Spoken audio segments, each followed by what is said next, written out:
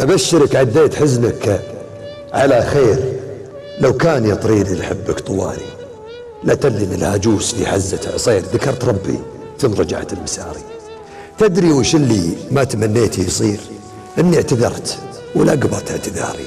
كان الخطأ ما هو الحاجة لتبرير، ومكابرك ما كان على البال طاري.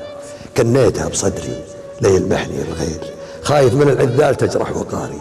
لأن الكبير اللي عرف قدره كبير جحد جرحي والألم وانكساري.